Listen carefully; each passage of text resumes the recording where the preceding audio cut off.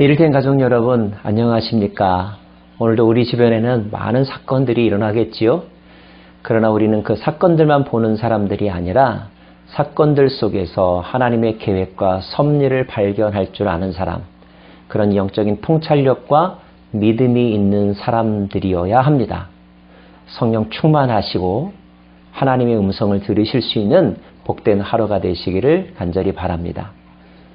오늘은 여호수아서 3장입니다. 정탐꾼의 보고를 통하여 승리에 대한 확신을 얻게 된 여호수아는 이제 모든 백성들을 동원하여 요단강을 건너기로 합니다. 시딤에서 출발하여 요단강 앞에 머물렀다고 3장 서두 부분에 기록되어 있습니다. 여호수아는 어떤 전략을 가지고 이 요단강을 건너갈 것인가요? 전체 내용을 요약한다면 이스라엘 백성들은 요단강을 마른 땅같이 건너가게 되었습니다. 우리 오늘 사건 속에서 몇 가지 교훈을 함께 나눠보고자 합니다. 첫째, 가나안이라고 하는 꿈을 실현하기 위해서는 반드시 건너야 될 요단강이 있다는 사실. 그 요단강은 관문이며 문제이며 장애물이라고 할 수가 있겠죠. 그 장애물을 통과해야 한다는 것입니다. 어떻게 하면 그 장애물을 통과할 수 있을까요? 바라보기만 하면 통과할 수 있을까요? 고민하고 계획만 세우면 가능할까요? 바라보아야 하고 고민하고 계획도 해야 되지만 그보다 더 결정적인 것은 그 강을 건너야 하는 것입니다. 건너기 위해서는 그 문제 속으로 뛰어 들어가야만 하겠죠. 자, 그런데 여호수아와 이스라엘 백성들이 그 문제 속으로 뛰어드는 순서와 방법은 매우 특별합니다. 여호수아는 제사장들에게 명령합니다. 언약궤를 메고 요단강물 속으로 들어가라는 것입니다. 이것은 여호수아에게서 나온 지혜가 아니었습니다. 하나님께서 여호수아에게 명령하신 바를 전달하는 것이었죠. 자, 그렇다면 하나님은 왜 이런 명령을 하셨던 것일까요? 요단강이 그들이 해결될 문제라고 한다면 하나님은 그 문제를 해결함에 있어서 칼을 앞세우지 말고 인간의 지혜를 앞세우지 말고 하나님을 앞세우라, 말씀을 앞세우라고 말씀하고 계신 것 같습니다. 사랑하는 여러분, 말씀보다 앞서가지 않기를 바랍니다. 왜 말씀보다 앞서가서는 안 될까요? 이 땅에 모든 일어나고 있는 일들은 영적인 의미들이 있습니다. 그 어떤 사건 뒤에는 그 사건을 통하여 두려움과 염려와 실패를 가져다 주려고 하는 배후 세력, 사단의 세력들이 존재하게 되죠. 먼저 그들과의 싸움에서는 인간의 힘만으로는 불가능하다는 것입니다. 하나님이 그 문제 가운데 임재하셔야만 합니다. 바꿔서 말하면 하나님을 앞세우고 그 하나님을 뒤따라가는 전쟁을 해야 한다는 거죠. 말씀이 그 문제 속으로 들어가게 될 때 문제는 실체를 드러내게 되어 있습니다. 문제 뒤에서 문제를 조종하는 영적인 세력은 말씀으로 말미암아 힘을 잃어버리게 됩니다. 그 말씀 때문에 우리는 갈 길을 밝히 알게 될 것이며 말씀의 능력으로 인하여서 견고한 진들이 무너지게 된다는 거죠. 지혜를 얻고 힘을 얻을 수 있기 때문에 그렇습니다. 여호수아는 언약궤와 백성들의 거리가 2000규빗 되어야 한다고 말합니다. 멀찍이서 볼 수 있도록. 그리고 자신들을 성결케 하는 일을 먼저 하라고 말합니다. 비장한 각오라는 단어를 우리는 알고 있죠. 무엇을 하기에 앞서서 그 문제에 직면하고자 하는 우리의 마음가짐이 어떠해야 하는가를 표현하는 말일 것입니다. 출정하는 군인이 총과 칼을 닦기에 앞서서 마음을 깨끗하게 한다는 것은 무슨 의미일까요? 먼저 영적으로 그리고 정신적으로 깨끗하고 명분 있고 정당성 있고 단호한 자세를 갖추게 될 때 비로소 그 다음 물리적인 충돌도 넉넉히 감당할 수 있다는 뜻입니다. 사랑하는 여러분, 이 세상의 모든 문제 앞에 서게 될 때에 결코 하나님보다 앞서가지 마시고 말씀보다 앞서가지 않기를 바랍니다. 하나님이 우리의 뒤를 따라오는 것이 아니라 하나님을 따라가는 삶을 살아갈 수 있기를 원합니다. 하나님께서 먼저 길을 닦아주시고 우리를 위하여 예비하시며 우리로 하여금 순종하는 자에게 주시는 승리를 맛보게 하실 것입니다.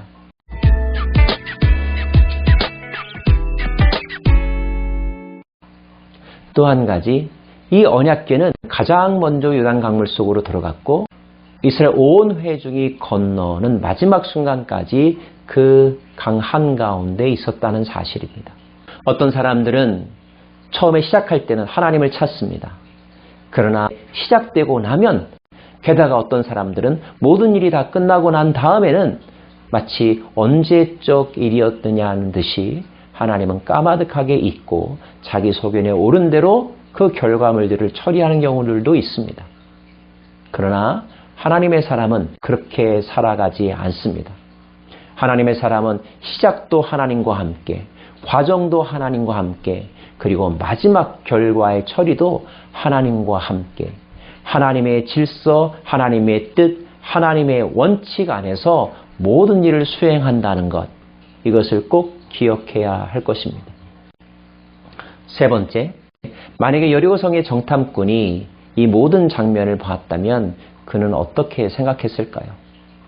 쳐들어오는 자들이 창과 칼을 앞세우는 것이 아니라 신성한 어떤 물건을 앞세워서 그 뒤를 따라오고 있는데, 그 신성한 물건이 어느 한 지점에 머무르게 되자 자연현상의 변화가 생기고 그들이 그 땅을 넉넉하게 건너게 되었다는 사실을 보았다면 그들은 앞으로 일어날 일들을 매우 심각하게 그리고 특별하게 생각했을 것입니다. 앞으로 일어날 전쟁은 단지 군사적인 충돌이 아니구나. 저들을 지키는 자는 자연을 다스리는 분이시구나. 초월적인 어떤 존재가 저들과 함께 있구나. 그러므로 저들과 맞서 싸우는 일은 저들을 지키는 신과의 싸움인데 우리가 결코 이길 수가 없구나. 이런 생각이 들지 않았을까요? 그리고 두려워하지 않았을까요? 그렇습니다. 우리의 싸움은 단지 혈과 육에 대한 싸움이 아닙니다. 군사적인 싸움이 아닙니다. 우리의 싸움은 공중권세 잡은 자와의 싸움이며 영적인 싸움이죠. 영적인 싸움은 영이신 하나님과 함께하는 싸움이라는 뜻입니다. 결코 나의 지혜와 나의 물리적인 파워로만 할 수 없다는 사실을 꼭 기억하십시오. 그것이 비단 오늘 말씀 속에 기록된 가나안 정복전쟁뿐만 아니라 우리가 비즈니스를 하고 시험을 치르고 우리에게 주어진 일들을 수행하는 그 모든 일들도 모두 다 영적인 사건이라는 사실을 기억하시기를 바랍니다. 믿음의 사람은 결코 심리학적으로, 물리학적으로, 피지컬하게만 접근하지 않습니다.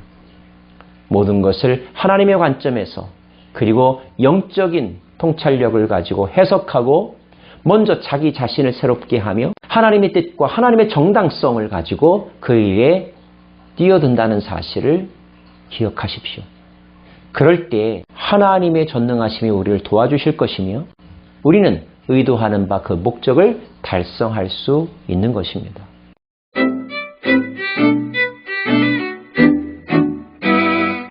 그리스도인들은 개업할 때나 입주할 때나 또는 새로운 자동차를 샀을 때에도 먼저 기도하고 예배합니다. 왜 그렇게 합니까? 우리는 고백하는 것입니다. 이 집을 하나님께서 주셨다고. 앞으로 이 비즈니스의 주인은 하나님이시라고. 그리고 그것이 단지 복을 빌기 위한 것이 아니라 하나님이 기뻐하시는 기업, 하나님이 기뻐하시는 공간으로 만들어가겠다라고 하는 헌신과 결단도 그 예배 속에 담겨져 있는 것이죠. 오늘 여호와의 언약궤가 요단강을 통과하고 또 이 모든 전쟁에 앞장서 간 것은 단지 하나님의 도심만을 구한 것이 아니라 앞으로 이 땅에서 이루어지는 모든 것이 하나님의 주권과 통치에 합당하게 그리고 하나님의 뜻에 합당하게 이루어져야 할 것을 다짐하는 의미가 담겨져 있음도 기억해야 할 것입니다. 사랑하는 여러분, 오늘도 말씀을 따라가는 삶, 하나님을 따라가는 삶을 살아가시기를 간절히 바랍니다. 기도하겠습니다.